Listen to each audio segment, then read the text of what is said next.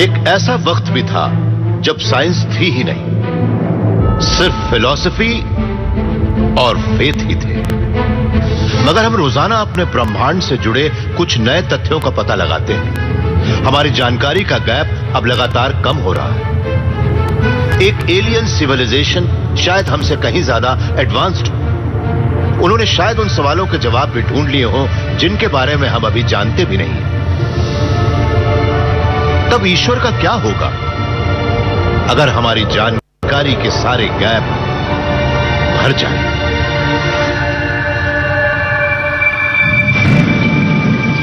Max Tegmark अक्सर कुदरत की कारीगरी देखकर दंग रह जाते थे।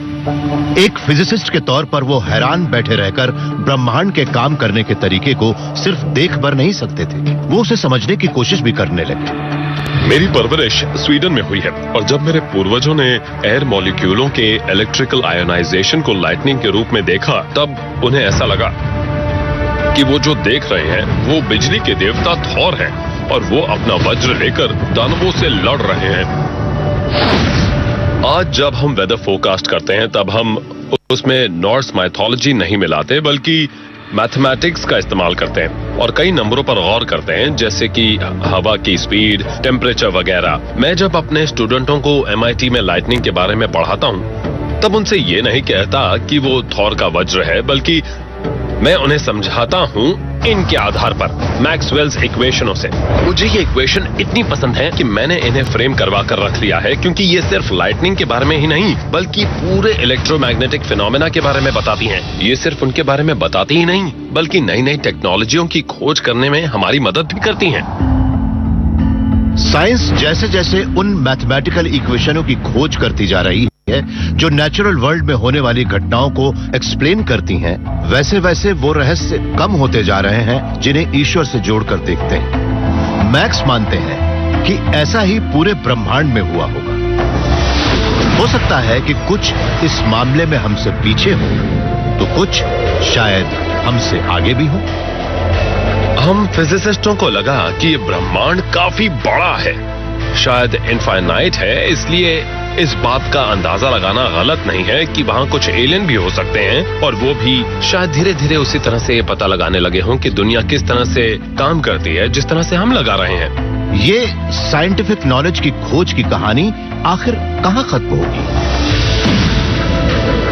जो सिविलाइजेशन हमसे कहीं ज्यादा एडवांस्ड है वो ईश्वर के बारे में क्या सोचती है? मैक्स मानते हैं कि इसका जवाब हमें शतरंज के खेल में मिल सकता है। मैं मानता हूं कि शतरंज के खेल से हम ब्रह्मांड के काम करने के तरीके को सीख सकते हैं। शतरंज का खेल असल में प्योर मैथ ही है। एक चेस कंप्यूटर के लिए रूक की प्रॉपर्टियां सिर्फ मैथमेटिकल प्रॉपर्टियां ही हैं और वो ये कि वो सिर्फ सीधा ही चल सकता है। ऐसे में शतरंज के मोहरों की जरूरत भी नहीं है। ज्यादा जरूरी है खेल के मैथमेटिकल रूल। मैक्स मानते हैं कि ब्रह्मांड के लिए भी यही बात ज्यादा मायने रखती है। हमारा ब्रह्मांड भी कुछ खास किस्म के मोहरों से बना है। उसमें रूक, पॉन या बिशप तो नहीं है, मगर इलेक्ट्रॉन और क्वार्ट्ज जैसे पार्टिकल हैं। जिस तरह से मोहरे शतरंज के खेल के नियमों के मुताबिक चलते हैं और आपस में इंटरैक्ट करते हैं, वैसे ही वो पार्टिकल भी सिर्फ फिजिक्स के नियमों के मुताबिक ही चलते हैं। अगर कुदरत के इन बिल्डिंग ब्लॉकों के पास भी सिर्फ मैथमेटिकल प्रॉपर्टियां ही हैं और स्पेस के फैब्रिक में भी सिर्फ मैथमेटिकल प्रॉपर्टियां ही हैं, तो ये बात थोड़ी बहुत समझ में आने लगती है। सच कहें तो यहाँ की हर चीज पूरी तरह से मैथमेटिकल ही है। जिन इंटेलिजेंट जीवों ने हमारे ब्रह्मांड को डिस्क्राइब करने वाली इक्वेशनों के पूरे सेट की खोज कर ली है, वो ब्रह्मांड को अच्छी तरह से समझते हैं। उनके लिए कुछ भी रहस्य नहीं है। उन्हें ईश्वर में आस्था भी नहीं रखनी पड़ी क्योंकि उन्हें हर सवाल का जवाब मालूम है। उनके लिए हमारी जानकारी में कोई भी गैप नहीं है, इसलिए उन्हें ईश्वर की भी जरूरत नहीं है। मैं तो यही मानता हूं कि कोई भी एलियन सिविलाइजेशन अपने ब्रह्मांड की स्टडी करते वक्त उन मैथमेटिकल फॉर्मूलों की खोज कर सकती है। मगर शायद मैक्स उस अल्टीमेट मैथमेटिकल ट्रुथ को पाना चाहते हैं जो शायद हमारी पहुंच से दूर है। ईश्वर शायद अपने राज हमसे और ब्रह्मांड में रहने वाले दूसरे समझदार जीवों से छिपा कर रखते हैं। एक गोल्ड फिश को अपने बोल से बाहर की दुनिया के बारे में कितना मालूम होता है? वो तो हमेशा के लिए उस गोले के अंदर ही बंद रहती है। हम इंसान यही सोचते हैं कि हमारी जानकारी का कोई अंत नहीं है। अगर कहीं हम या स्मार्टेस्ट एलियन भी इस गोल्ड फिश जैसे ही हुए, अपने बोल में बंद, तो मार्सेलो ग्लाइजर एक कॉस्मोलॉजिस्ट और थियोरेटिकल फिजिसिस्ट है। वो अपना ज्यादा वक्त अनजान दुनिया की खोज में ही बिताते हैं। मुझे फ्लाई फिशिंग बहुत पसंद है क्योंकि फ्लाई फिशिंग हमें कुदरत के करीब ले जाती है और उस वक्त हम कुदरत का सामना सिर्फ अपनी बुद्धि से करते हैं। मगर फ्लाई फिशिंग में एक और खास बात है और मेरे लिए तो ये साइंस का एक बेहतरीन रिप्रेजेंटेशन है, क्योंकि जब हम डोरी फेंकते हैं तब हमें ये नहीं मालूम होता कि पानी के अंदर क्या मिलने वाला है और हमारे पास सिर्फ एक प्रोब होता है, एक छोटा सा फ्लाई जो पानी के नीचे जाकर ये पता लगाता है कि वहां पर क्या है।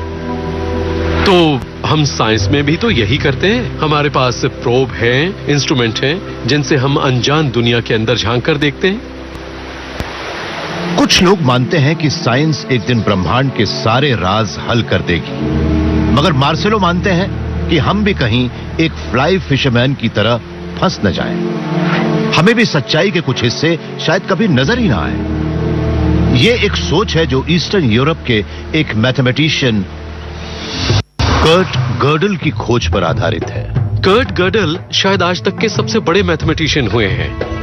सन 1931 में उन्होंने एक थ्योरम लिखा जिसे इनकम्प्लीटनेस थ्योरम कहते हैं, जिसके जरिए वो ये कहना चाहते थे कि कोई ऐसी चीज नहीं है जो लॉजिक का एक सेल्फ कंटेन्ड फॉर्मल सिस्टम हो और वो उस सिस्टम के हर पॉसिबल स्टेटमेंट को साबित कर दे।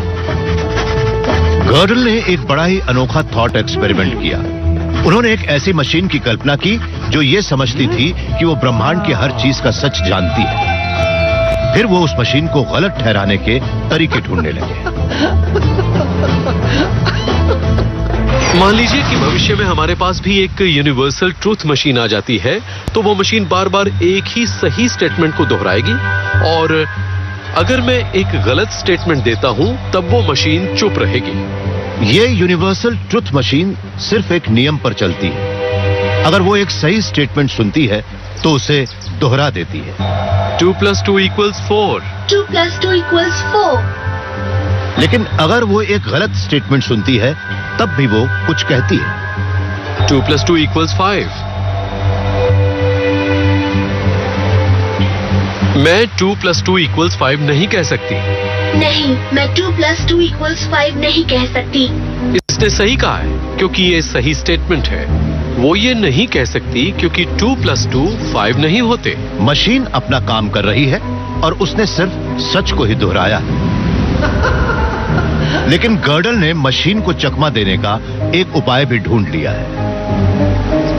वाला! मैं 2 + 2 = 5 2 बार नहीं कह सकती। नहीं, मैं 2 + 2 = 5 2 बार नहीं कह सकती। मैं 2 + 2 = 5 2 बार नहीं कह सकती। मैं 2 + 2 = 5 2 बार नहीं कह सकती। ये ट्रुथ मशीन एक लॉजिकल ट्रैप में फंस गई थी। अगर वो ये कहती है कि मैं 2 + 2 = 5 2 बार नहीं कह सकती, तो इसका मतलब है कि उसकी बात गलत है। अगर वो चुप रह जाती तब ये बात सही हो जाती।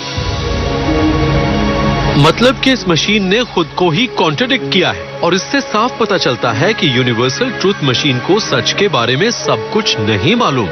ऐसे में गर्डल कहते हैं कि मैं कुछ ऐसे सच जानता हूं जो यूनिवर्सल ट्रूथ मशीन भी नहीं जानती।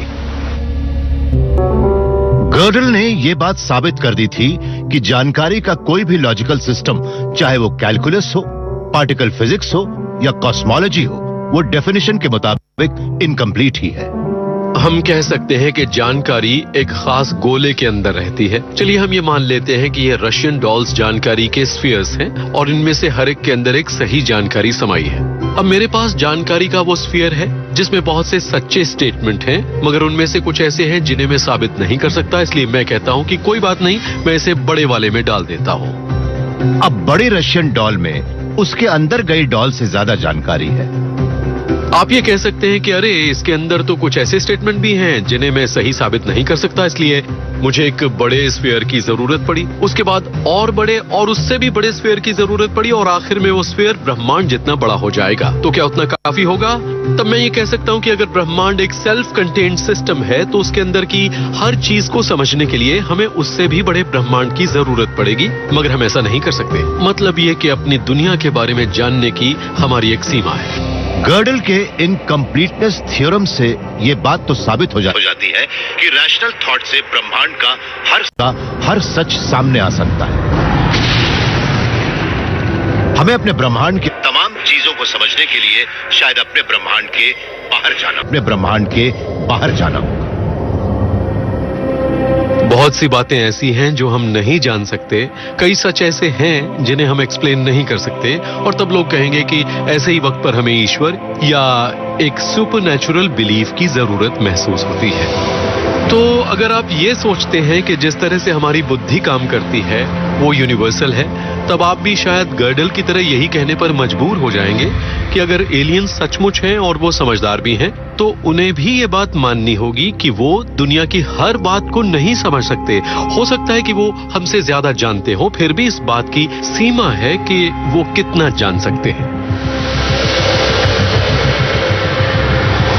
इंसान हो या एलियन, वो हमेशा नई जानकारी पाने को बेताब रहते हैं। ये एक ऐसी खोज है जो कभी खत्म नहीं हो सकती। अक्सर कहा जाता है कि अपने ब्रह्मांड में दूसरे समझदार जीवों को ढूंढने के बाद हमारी सोसाइटी और हमारे बिलीफ सिस्टम की जड़ें हिल जाएंगी। लेकिन जब ये दोनों दुनियाएं आपस में टकराएंगी, तब हमारी जानकारी के हर गैप पे रहने वाला ईश्वर ही सिर्फ एक यूनिवर्सल बिलीफ बनकर रह जाएगा।